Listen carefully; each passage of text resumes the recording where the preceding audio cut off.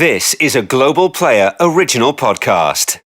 It is a good one this week. It is also historically important. Well, I mean, don't go. It's not a history lesson, but it does show where it all started. The beginning of the fall. Bodger Johnson was found to have been ignoring his own rules, or, as he would say, I follow the ministerial guidance at all times. Pah!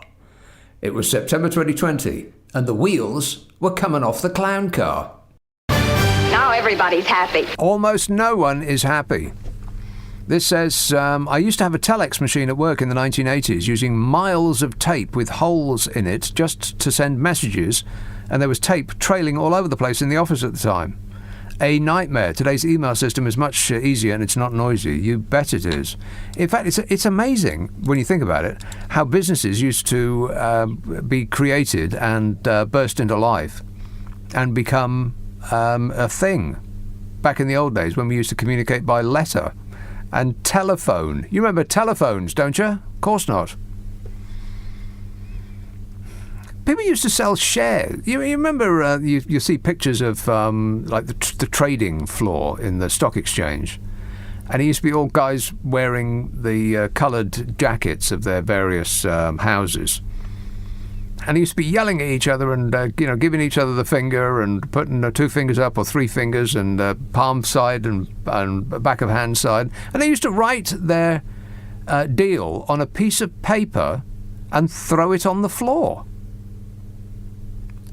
And then somebody would supposedly come and collect that piece of paper, and that was the deal that they just made.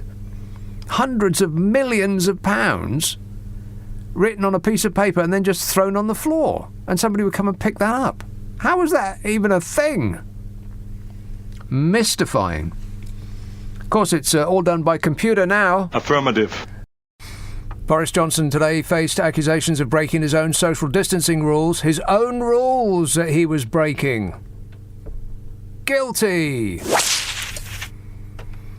This is just after the official 10 Downing Street Twitter account tweeted a warning to the general public not long after the meeting that Boris Johnson was addressing. It was a room full of Tory MPs. Packed in they were.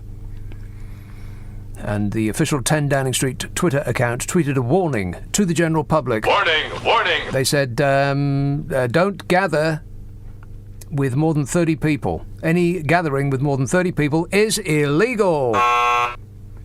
You will be fined. Unless you are a member of Her Majesty's government, in which case you can do whatever you blooming well like, apparently. The account of the Prime Minister said it is illegal, against the law, furthermore, to hold a gathering of more than 30 people just after the Prime Minister held a gathering of 50 people. Isn't that shocking? No. I mean, no, it isn't. It's not remotely surprising. Do as I say, not as I do, because we'll fine you if you don't. On Wednesday afternoon in Parliament, the Prime Minister spoke to the 1922 Committee of Conservative Backbenchers. Blimey. Peering out at that lot must have been like perusing the Carvery trolley in the Lord's canteen. The room was marked as having a maximum capacity of 29 people in order to prevent the spread of the coronavirus. But reports have suggested that there were at least 50 Tories squeezed in there to listen to Bozo do his act. The official 10 Downing Street Twitter account tweeted a warning to the general public, that's you, not long after the meeting ended, that gatherings of more than 30 people are illegal. Do they actually hear themselves? It's like they're trolling us now. It is. It's how much can we get away with? And it seems like an unlimited amount. How far can we push these people before one of them raises a finger of complaint? It appears to be forever. There is no line that they can cross that we will say, hell no, you can't go there. They just keep doing it and doing it. I expect that it's a game with them, that they're betting on it. I know. We'll tell everybody that you can't travel anywhere, and then we'll get our most famous non-elected official to just drive about. And how will we explain that? I don't know. What's the most ridiculous thing that we can think of? Oh, yeah, I know. His eyes weren't very good, so he got in a car and drove on a public road. We'll never get away with that, they thought.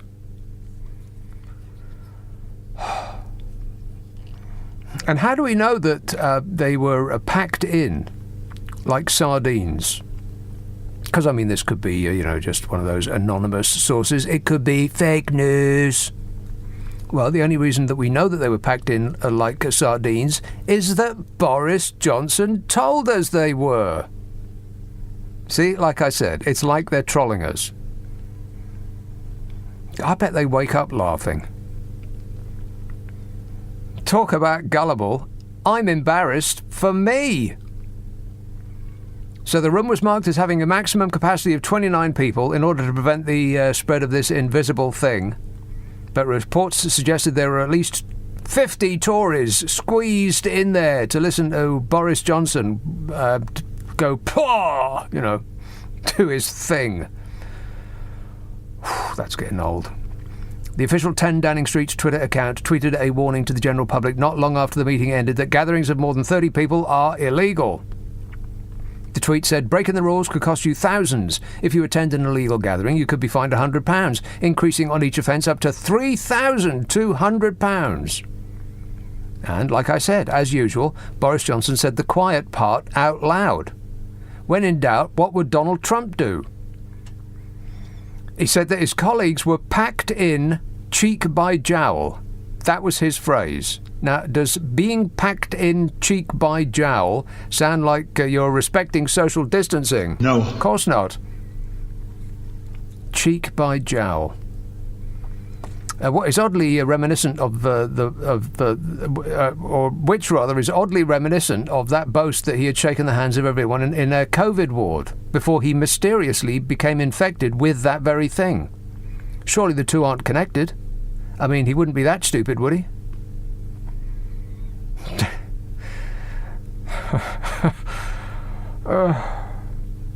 When pressed on whether rules had been broken or why Boris Johnson had not left the room if it was too full, the Prime Minister's deputy official spokesman repeatedly refused to clarify the circumstances surrounding the meeting. This was the quote. I'm not privy to the detail. It's a political event, said the spokesman, which has the air of supercilious superiority that we have come to expect from this administration. It boils down to, don't question us, peasant. Oh, I'm not privy to the detail. Asked if Boris Johnson obeys his own social distancing rules, the spokesman replied yes, by which they meant... No. Sir Graham Brady, the chairman of the influential committee of backbenchers, insisted that social distancing of 1 metre plus was maintained. Really? OK. Hands in the air anyone who believes that. Now hands up those who don't.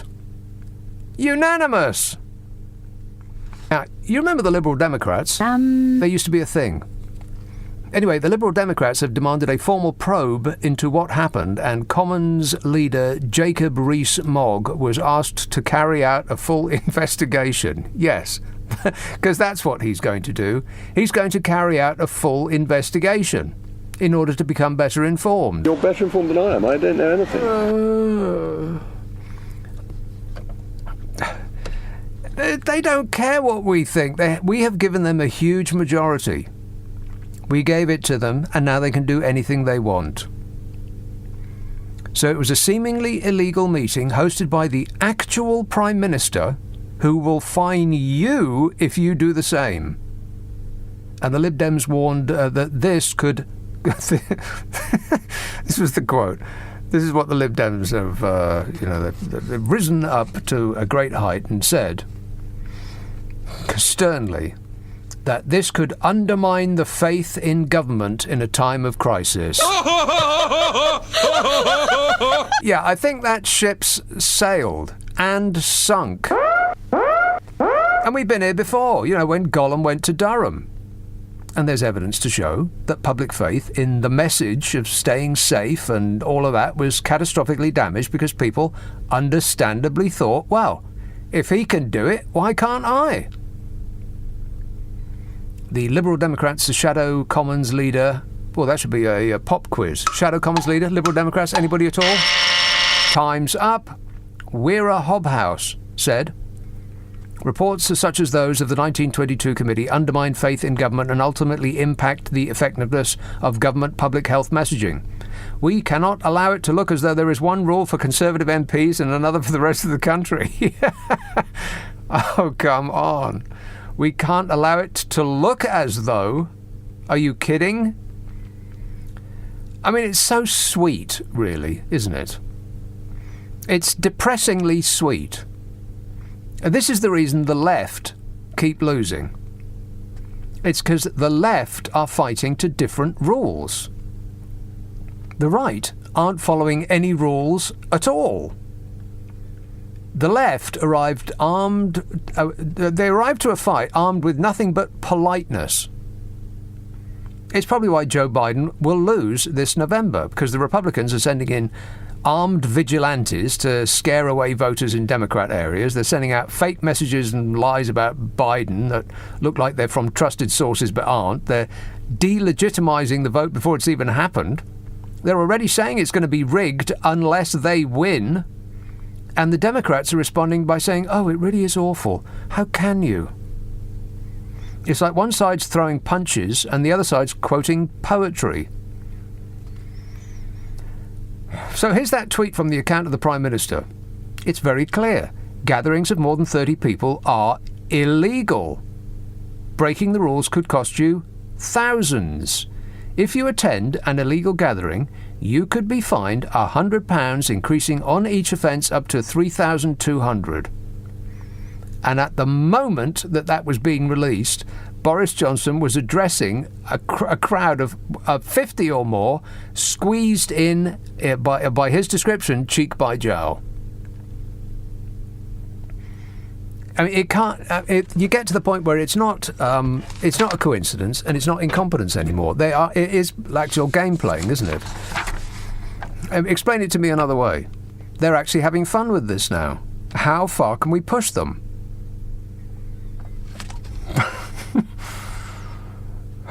Boris Johnson held a meeting that he said was packed in cheek by jowl. No room for misunderstanding there. You're not cheek by jowl if you're 3 foot from one another. And yet he'll fine you for doing the same. What a way to run a country, eh? Dreadful. And if you think, well, people won't really be fined for organising gatherings of more than 30 people, then how quickly you forget. Just last weekend, Piers Corbyn. You know Piers Corbyn, don't you? Yeah, that's him. That's him. He was fined £10,000 for organising just such a gathering in Trafalgar Square. At that meeting, and the Prime Minister's one, were both political, both against the law, both had more than 30 people. It's just that the anti-government one gets a £10,000 fine, and the pro-government one gets a free pass. Nothing to see here. Please move along, or we'll fine you. I ask the good people who switched their allegiance and ticked the box marked Conservative for the first time in their lives in the last election, are you regretting your decision yet, or would you like some more time? Listen to him. He knows everything. Here's a call in Oldbury. Hey up, Ranjit. Hi, Nick. You okay, mate? I am super duper. Thanks for asking. Yeah, you just... Actually, I spoke to your producer and I said, look, when somebody takes an inch, then they start taking a yard and then they start taking a mile, yeah? And then they take tens of miles. And you've just said that. Where do you think this Conservative government or the Boris machine's going to stop of taking the urine out of us, yeah? Because look at his term since he's been Prime Minister. He became Prime Minister in December, went on holiday, yeah? Yeah, that still amazes me. It seems to be the done thing. You start a new job and then your first port of call is to leave the country. How can anybody have the nerve to do that? I mean, it's absolutely incredible, isn't it? Yeah, but you've given him the inch He's taken the yard. Yeah. Now he's gone on holiday. He knows he can take a mile. Yeah. Then we had this coronavirus, and then he had the disease. Yeah. He was out of action. Then he come back into action. Then he had the baby, and then he went on paternity leave or whatever. Okay. And then he's been on holiday again. When's he actually been running the country? And if I can give you an analogy, you know when they're playing football behind closed doors, yeah? They've got like pictures of supporters in the seats, right? And I've noticed, and I've been watching Boris now for a few weeks. Oh, do you want to get that? That's probably very important. No, I can go out. One second. Basically, I've been watching him, yeah? Yeah. And when he's with his cronies, yeah, like the 30 or 40 of them in that room the other day. You're not the security guard at a major power installation, by the way, are you? I mean, that might be a call you have to take. No, it isn't. Don't worry about that. There's other people that can take it. I'll delegate, yeah? Okay.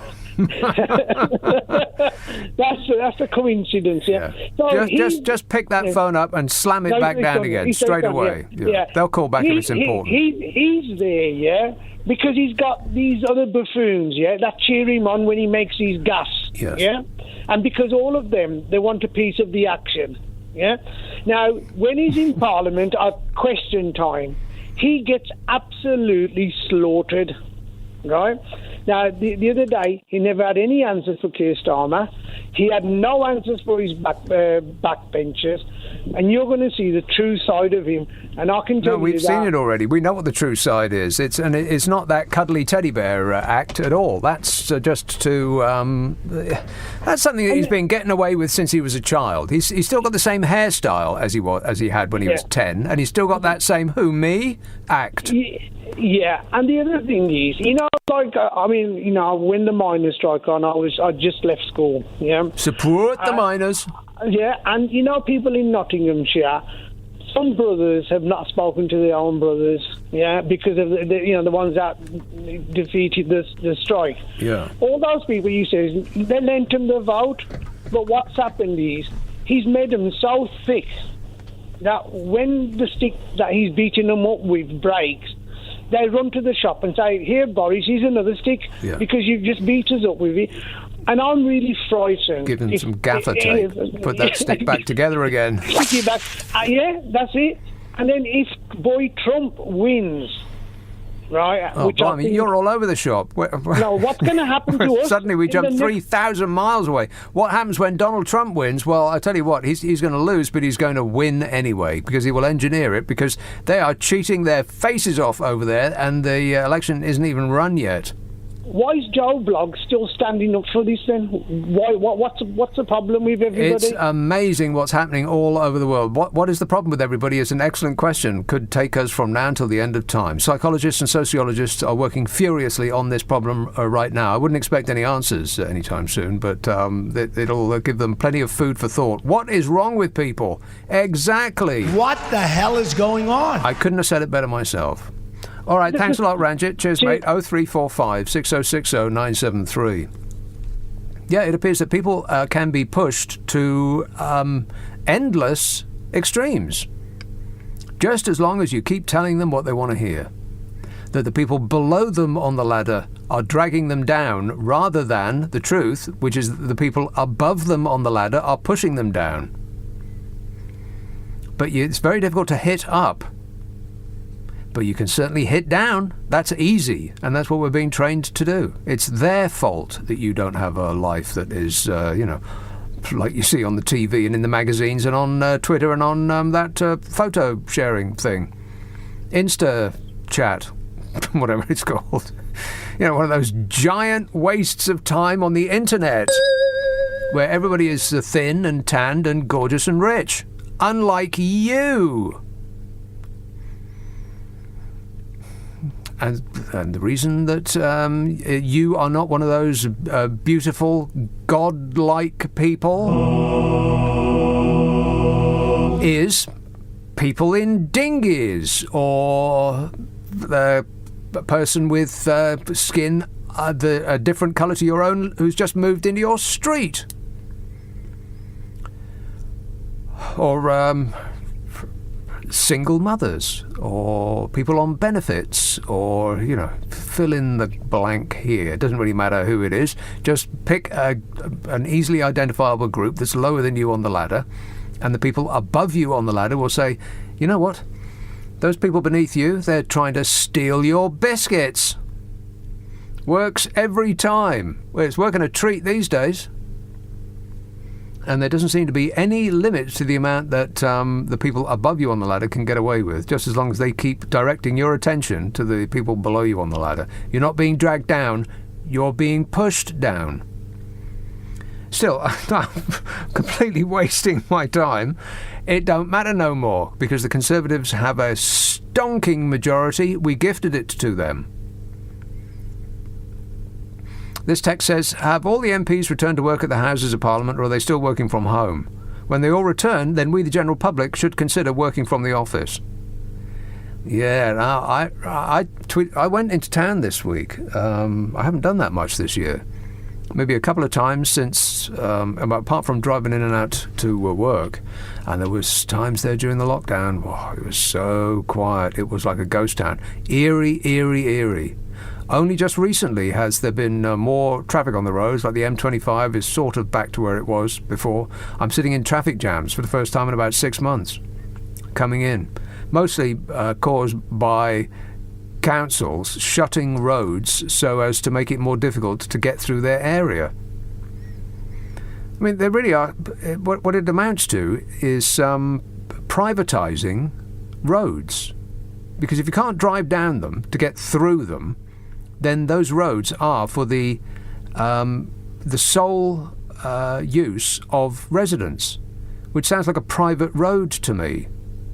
So if those roads that are now banned from ordinary road users driving through to get somewhere else, if you can't do that now as an ordinary road user, then why the hell should we pay for the upkeep of those roads? I mean, if you've stopped all traffic going through, then the people in those roads have benefited, supposedly, from a lack of through traffic, then that seems like they privatised that road for the benefit of the residents. And if that's the case, then those residents should stump up in full any amount of upkeep of those roads. Doesn't that make sense? Why should we pay for it if we can't use it? Just asking. Asking for a friend. Me. Every time I take the car out now, those, if it's not cycle lanes, then it's no through roads because, why? Why? Because we said so. And so all cars now that used to go hither, thither and yon are being directed down one small road, which funnels you into a giant stationary car park, essentially, trying to get through lights. I'm talking about you, Ballum. And that's not saving the planet. Queuing for 20 minutes to get through some traffic lights with all the accompanying pollution squirting out the back. Oh, before I forget, this doesn't have anything to do with anything, but this is for you, Joe. There you go. Promised I'd do that. I can't remember how I got onto this, just other than, being generally furious about everything. Oh, it was, going into town. Yes, I don't think that the general public have taken on board this advice or the instruction yet from the Prime Minister about going back out. At some point, you do stop listening to a man who completely ignores his own advice, don't you? And this is what is the case with the Prime Minister now. Everything he tells us to do, he then promptly does the opposite. Well, at some point, people are going to stop listening to you, Prime Minister. You've got to set an example. I know this sounds like a revolutionary concept, but you've got to set an example. Here we go. Okay. Think about it. Just pick one of your edicts and stick to them yourself. Might be a good idea. But yeah, it was dead as a doornail in London when I went out. Oh, we can't go on like this. I mean, it's as though the entire nation is still in a bunker and we don't know what the damage is like because we haven't been outside yet. It's a catastrophe out there. Although I do have it on reliable, from a reliable source, that Edinburgh is absolutely heaving with people. I mean, packed. Is that true? It seems that London has particularly been negatively affected by this stay-at-home thing. Now, I'm a bit conflicted about it because I think that it's a very, very good idea to stay at home. And if we had come to these changes over the course of maybe 10 years, 20, then that would be an excellent destination. People work from home much more than they did before. That crazy commute twice a day has been banished to a dim, distant memory. The air is cleaner, people are happier, sleeping more rested, working more efficiently, and all of that. If it had happened over 10 years or 20, then that'd be okay. But it's happened over the course of about 4 months. So, we've got a lot of churn. A lot. And I think London has been significantly affected, more than any other town. I've heard that Edinburgh is humming, not smelling. Although it does smell. The Old Reekie does smell a bit. Smells of beer. Smells good to me. Booze. Thank you for holding.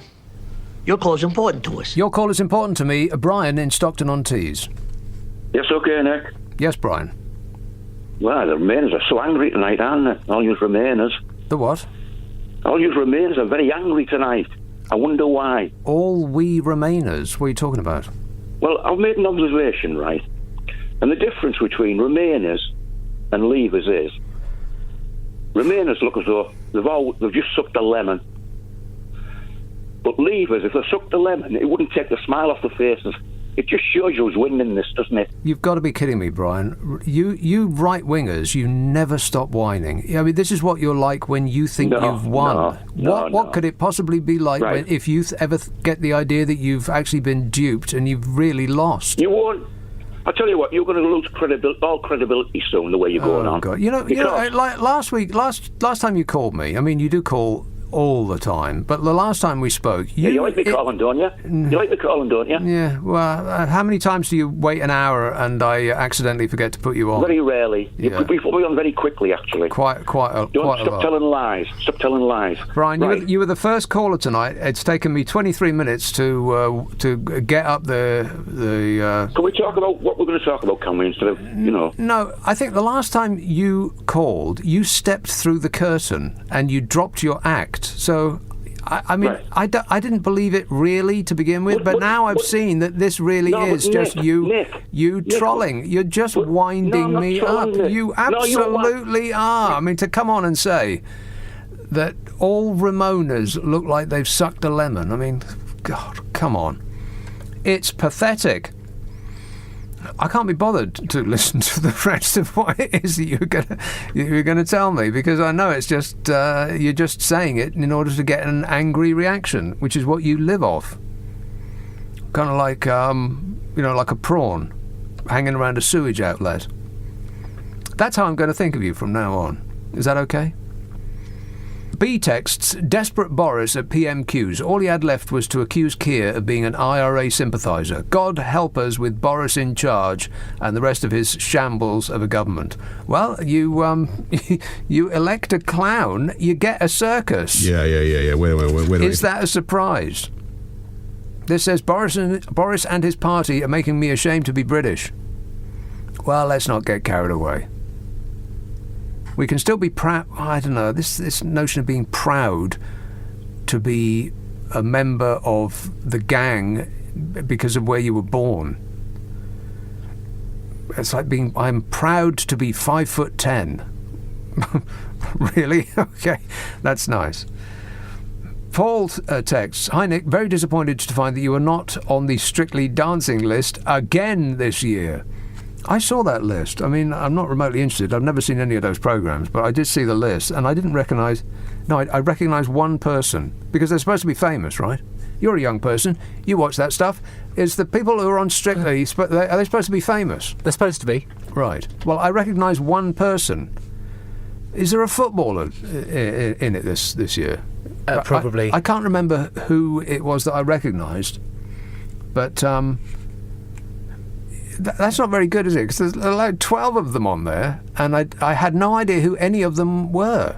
I don't know, it's the sort of thing that people, when you get to a certain age, you say things like that. Oh, I don't know anything about, pop culture anymore, because it gives you a sense of superiority, a false sense of superiority that you don't understand what young people are into. Like, mistaking all pop acts for the Beatles. Is it the Beatles? No, Dad. But I genuinely had no idea who any of those people were. Who are they? One of them was an influencer. Which is what the kids want to be these days. I want to be famous. Oh, here we go. Oh, it's Bill Bailey, not a footballer, Bill Bailey. Okay, Caroline Quentin. Didn't she used to be an actress? Like a child actress? Wasn't Caroline Quentin, wasn't she like the sort of a gobby East Ender plump child actress? Possibly, but she was in Men Behaving Badly after that. All right, well, it's not the same person then. Jason Bell, I've no idea. Max George, don't know. Ranveer Singh, nope. Clara Amfo, nope. Nicola Adams. Oh, she's a boxer. I have no disagreements with you, Nicola Adams. You have my full support. Bill Bailey, yeah. J.J. Chalmers, Jamie Lang, Maisie Smith, Hervey. H-R-V-Y. Hervey. Hervey. What does Hervey do? I think it's pronounced Harvey. No, it's H-R-V-Y. Hervey.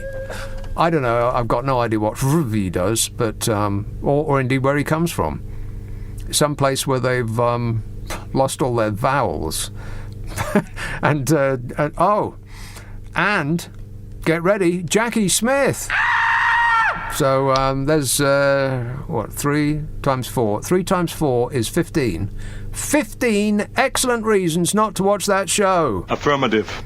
And that's it. If you subscribe to this podcast, the next episode will get squirted up your life as though by magic on Mondays. And don't forget the other podcasts that I do. There's the one that I do with Carol McGiffin, which is called What's Your Problem with Nick and Carol? Got a problem? Send it to the unprofessionals. We'd love to hear from you. Nick and Carol at global.com. NICKANDCAROL at global.com. And gird yourself for a certain amount of satisfaction. If you've got an hour and you wish to be amused, it is a laugh. I think you'll love it. What's Your Problem with Nick and Carol is what it's called. There is also the Whole Show podcast, which will only be available on Global Player. That's where we're moving it to. If you get it somewhere else, then it will only now be available on Global Player. It'll still be free. It'll still be me. But it'll only be on Global Player. You can get Global Player from your favourite app store. It's got all the stations that we do, all of the podcasts, and you will stick it up your life and you can thank me later. No, wait. I've changed my mind. You can thank me now. You see, we take the news and the ads out. It takes less time to listen to. You'll use less electricity. You still won't be able to pay your electric bill. But come winter, you'll be able to stay warm from the glow that comes from knowing we have a caring genius for a leader. And I'll be back on the radio Friday, Saturday, Sunday night at 10. And until then, I'll be seeing you. Bye-bye.